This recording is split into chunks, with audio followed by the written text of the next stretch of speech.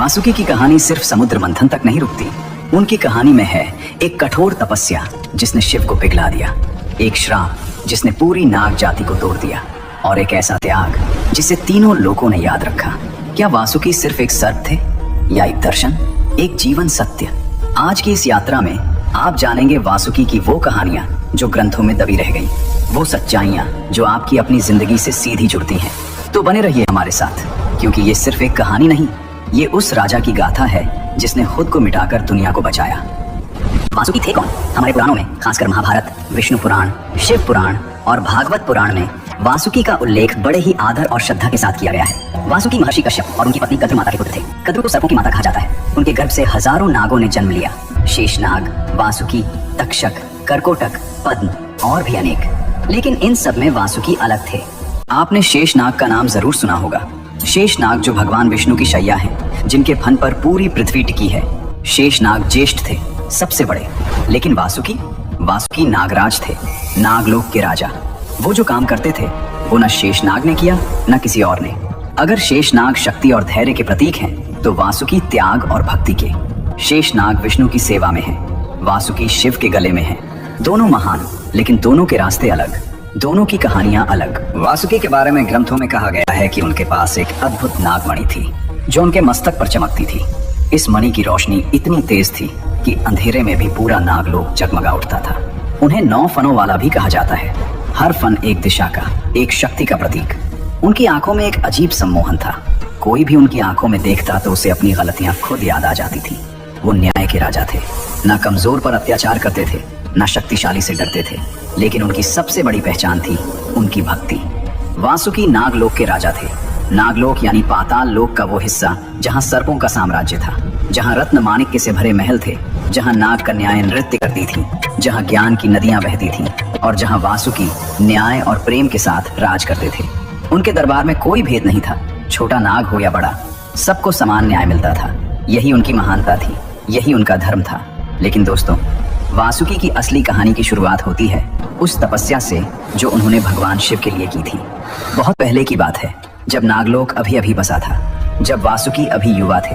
वासुकी ने सुना था शिव के बारे में, उन महादेव के बारे में जो तीनों लोकों के स्वामी हैं, जो भस्म लगाते हैं, जो श्मशान में रहते हैं, जो मृत्यु से भी नहीं डरते। और वासुकी के मन में एक इच्छा जागी, मैं इन्हीं की सेवा करूंगा, इन्हीं को अपना सब कुछ दूंगा। वासुकी ने तपस्या शुरू की, कठोर, बहुत कठोर। वासुकी हिमालय की गुफा में बैठ गए, ध्यान में। उन्होंने भोजन त्याग दिया, जल त्याग दिया। ओम नमः शिवाय। दिन बीते, महीने बीते, साल बीते। जंगल में तूफान आए, बर्फ गिरी, धरती कांपी, लेकिन वासुकी नहीं हिले। उनके शरीर पर दीमकें चढ़ गईं, लेकिन वो नहीं हिले। उनके चारों ओर जंगल की आग लग गई, लेकिन वो नहीं हिले। बस एक ही नाम, शिवत शिवत शिव। और फिर एक दिन वो पल आया, जमीन हिली, आकाश गरजा, और वासुकी के सामने प्रकट हुए भगवान शिव। जटा में गंगा, माथे पर चंद्रमा, गले में रुद्राक्ष, आंखों में एक अजीब शांति। शिव ने वासुकी को देखा, मुस्कुराए और बोले, वासुकी, तुम्हारी भक्ति ने मुझे यहाँ खींच लिया, मांगो क्या चाहते हो। वासुकी ने आंखें खोली, शिव को देखा और बोले, प्रभु मुझे कुछ नहीं चाहिए, बस इतना कि मैं हमेशा आपके पास रहूं, आपकी सेवा में। शिव एक पल के लिए चुप रहे और फिर बोले, तथास्तु, आज से तुम मेरे गले के आभूषण बनोगे। दोस्तों, सोचिए इस पल को, जो भगवान तीनों लोकों के स्वामी हैं, जिनके पास देने को सब कुछ था, धन, शक्ति, अमरता। और वासुकी ने मांगा क्या? बस सेवा का अधिकार। यही सच्ची भक्ति है, जो मांगता नहीं, जो देता है। और शिव ने भी इसे समझा, इसीलिए उन्होंने वासुकी को ऐसा स्थान दिया जो किसी देवता को नहीं मिला, खुद अपने गले में। आज भी जब आप शिव की तस्वीर देखते हैं, उनके गले में लिपटा नाग, वो वासुकी हैं, आज भी, हर पल। लेकिन दोस्तों, वासुकी की कहानी यहाँ नहीं रुकती। अब आने वाला था वो दिन जो वासुकी की असली परीक्षा था। वो दिन जब उनकी जान दांव पर थी, जब उन्हें एक ऐसे काम के लिए हाँ कहनी थी जिसका दर्द शायद मृत्यु से भी बड़ा था। त्रेता युग की बात है। देवताओं और असुरों के बीच हमेशा से युद्ध चलता रहता था। देवता जीतते, असुर हारते, फिर असुर जीतते, देवता हारते। एक बार देवताओं को ऋषि दुर्वासा का श्राप मिला। उनकी दिव्य शक्ति क्षीण हो गई। देवताओं के राजा इंद्र अपना राज खो बैठे। स्वर्ग पर असुरों का कब्जा हो गया। देवता भागते भागते भगवान विष्णु के पास पहुंचे। विष्णु जी ने कहा, घबराओ नहीं, क्षीर सागर का मंथन करो, उससे अमृत निकलेगा। वो अमृत पीकर तुम अमर हो जाओगे, फिर कोई असुर तुम्हें नहीं हरा सकेगा। लेकिन समुद्र मंथन करना आसान नहीं था। मंथन के लिए मंदराचल पर्वत को मथानी बनाना था, और मथानी के लिए एक रस्सी चाहिए थी। कोई साधारण रस्सी नहीं, ऐसी रस्सी जो पूरे मंदराचल पर्वत को थाम सके, जिसमें इतनी शक्ति हो कि देवता और असुर दोनों मिलकर खींचे तो भी टूटे नहीं। ब्रह्मा जी बोले, इस काम के लिए सिर्फ एक ही रस्सी काम आएगी। देवता उत्साहित हुए। कौन सी? ब्रह्मा जी ने कहा, वासुकी। और ये सुनकर पूरे ब्रह्मांड में एक पल के लिए सन्नाटा छा गया। देवता और असुर दोनों मिलकर नागलोक गए। वासुकी अपने राज सिंहासन पर बैठे थे। देवताओं ने हाथ जोड़े, असुरों ने सिर झुकाया। बोले, हे नागराज, हमें आपकी जरूरत है, समुद्र मंथन के लिए, सृष्टि की रक्षा के लिए। वासुकी समझ गए क्या मांगा जा रहा है। वो जानते थे इस काम में क्या होगा। पर्वत का भार उनकी पीठ पर होगा, दोनों तरफ से खिंचाई होगी, उनका शरीर टूटेगा, उनके घाव होंगे, उनका जहर बाहर निकलेगा। एक पल वासुकी चुप रहे और फिर बोले, मैं तैयार हूँ। मंथन शुरू होता है। मंदराचल पर्वत समुद्र के बीच रखा गया। वासुकी ने उसके चारों ओर अपना शरीर लपेट लिया। देवता एक तरफ खड़े हुए, असुर दूसरी तरफ, और खिंचाई शुरू हुई। 1, 2, 3। पर्वत घूमा, समुद्र हिला, लेकिन साथ ही वासुकी का दर्द शुरू हुआ। पर्वत का वजन उनकी रीढ़ पर था, दोनों तरफ से खिंचाव था, उनका शरीर जगह जगह से छिल रहा था, लेकिन वो कुछ नहीं बोले, चुपचाप सहते रहे। भगवान विष्णु ने एक चतुर योजना बनाई थी। उन्होंने देवताओं से कहा, वासुकी की पूंछ की तरफ खड़े रहो। असुरों ने सोचा, हम तो सिर की तरफ रहेंगे, सिर में शक्ति होती है, हम ज्यादा ताकत से खींचेंगे। उन्हें नहीं पता था विष्णु ने उन्हें फंसा दिया था। जैसे जैसे मंथन तेज हुआ, वासुकी के मुंह से धुआं निकलने लगा, आग के गोले निकलने लगे, और वो सीधे असुरों के मुंह पर जा रहे थे। असुर जलने लगे, भागने लगे, चिल्लाने लगे, लेकिन वासुकी को पता भी नहीं था कि उनका दर्द देवताओं की रक्षा कर रहा है, उनकी तकलीफ किसी के काम आ रही है। मंथन होता रहा, एक के बाद एक अद्भुत अकल्पनीय चीजें निकलने लगी। कामधेनु, वो गाय जो हर इच्छा पूरी करती है। उच्चैश्रवा, 7 मुखों वाला दिव्य घोड़ा। ऐरावत, 4 सूंड वाला श्वेत हाथी जो इंद्र का वाहन बना। कल्प वृक्ष, वो पेड़ जिसके नीचे बैठने से हर कामना पूरी होती है। रंभा जैसी अप्सराएं जिन्होंने स्वर्ग को सजाया। माँ लक्ष्मी जो विष्णु जी की संगिनी बनी। धन्वंतरी, देवताओं के वैद्य, हाथ में अमृत का कलश लिए। एक से बढ़कर एक रत्न निकल रहे थे। देवता प्रसन्न थे, लेकिन तभी कुछ और निकला, कुछ ऐसा जिसे देखकर देवता और असुर दोनों कांप गए। हलाहल, महाविष। समुद्र की सतह काली पड़ने लगी। एक अजीब गंध आई, ऐसी जो नाक और फेफड़े जला दे।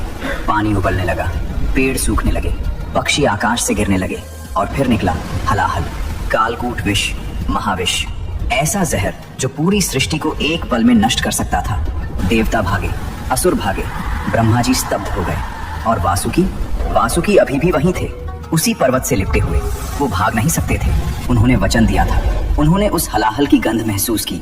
उनका पूरा शरीर जल रहा था, लेकिन वो नहीं हिले। सब चिल्लाएं, इसे कौन रोकेगा? और तब एक ही नाम गूंजा, शिव। भगवान शिव आगे आए। माँ पार्वती घबराई हुई, आंखों में चिंता। शिव ने वो हलाहल अपनी हथेली में लिया। देवताओं की सांसें रुक गईं, और शिव ने वो हलाहल पी लिया। माँ पार्वती ने तुरंत उनका कंठ थाम लिया। जहर नीचे नहीं उतरा, वो जहर शिव के कंठ में ही रुक गया, और उनका कंठ नीला पड़ गया। इसीलिए महादेव को नीलकंठ कहते हैं, उस दिन से आज तक। और दोस्तों, उस पल जब शिव ने हलाहल पिया, वासुकी भी उनके गले में लिपटे थे। उन्होंने भी वो जहर महसूस किया। समुद्र मंथन का दर्द अलग था, लेकिन अपने भगवान को जहर पीते देखने का दर्द वो और भी गहरा था। वासुकी की आंखें भर आईं। उन्होंने शिव को और कसकर थाम लिया, जैसे कह रहे हों, प्रभु, मैं हूं, मैं हमेशा यहाँ हूं।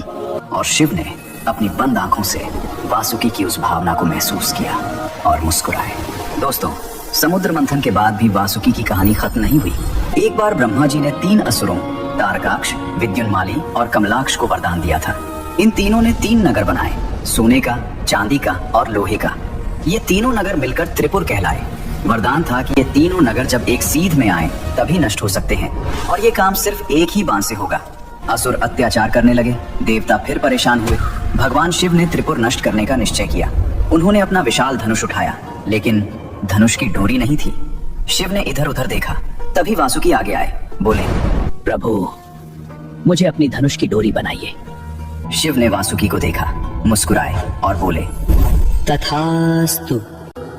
वासुकी उस विशाल धनुष में डोरी बन गए। शिव ने पाशुपतास्त्र चढ़ाया।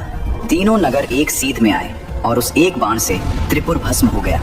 देवता जय जयकार करने लगे और वासुकी एक बार फिर, खुशी उनकी नहीं थी, श्रेय उनका नहीं था, लेकिन सेवा उनकी थी और वो काफी था।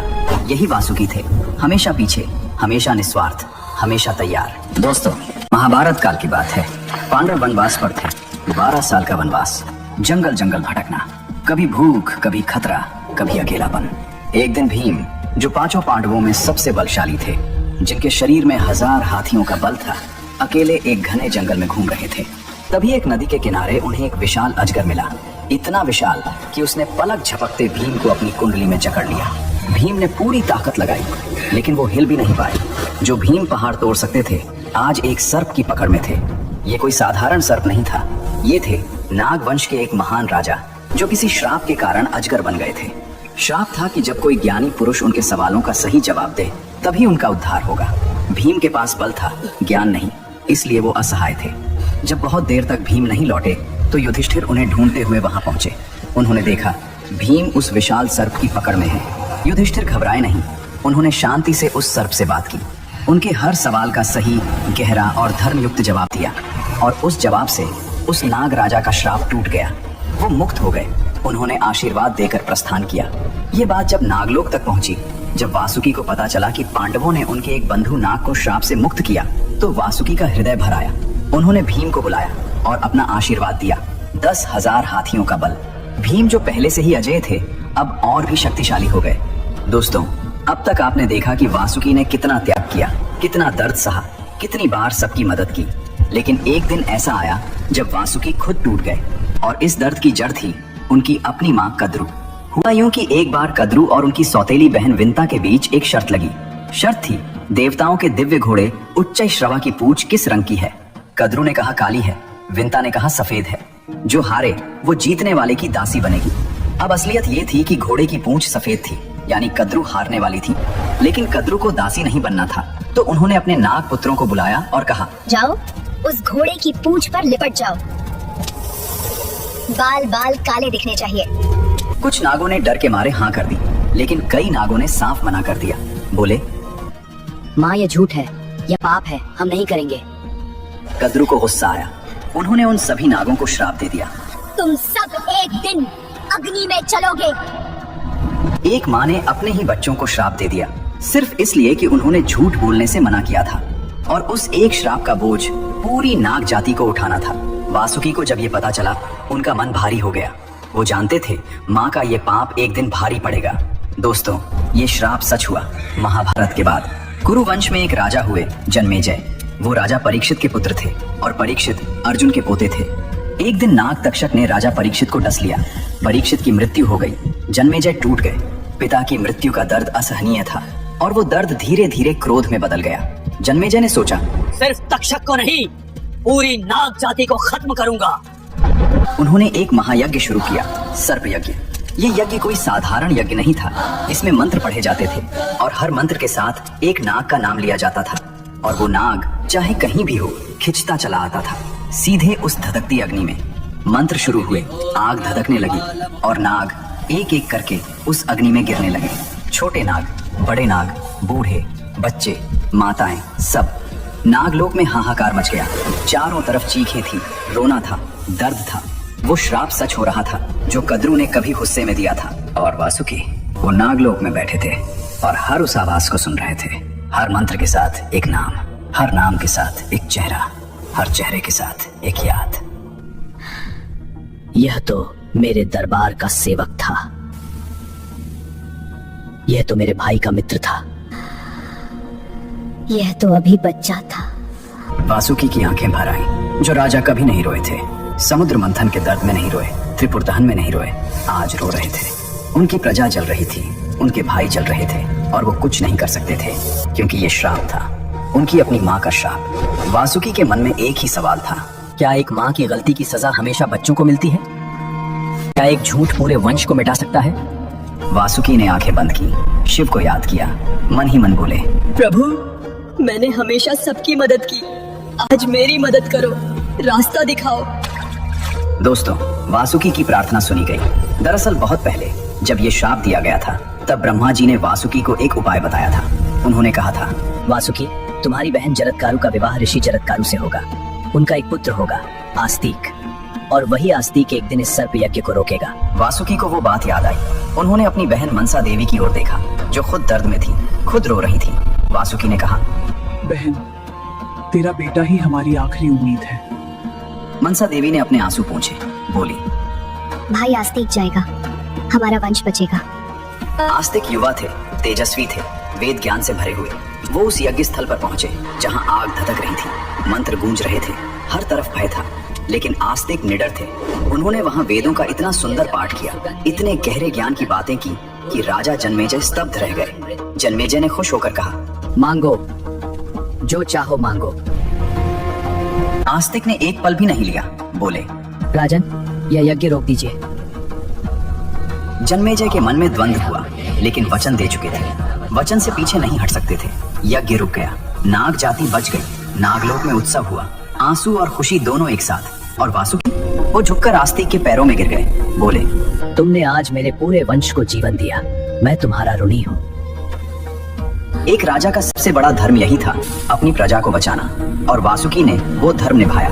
दोस्तों, वासुकी की महानता का सबसे बड़ा प्रमाण मिलता है भगवत गीता में। कुरुक्षेत्र के युद्ध क्षेत्र में जब अर्जुन टूट गए थे, जब उनके हाथ से गांडीव छूट रहा था, तब भगवान कृष्ण ने अपना विराट स्वरूप दिखाया और कहा, मैं सब में हूँ, देवताओं में इंद्र हूँ, नदियों में गंगा हूँ, मासों में मार्गशीर्ष हूँ, और सर्पों में मैं वासुकी हूँ।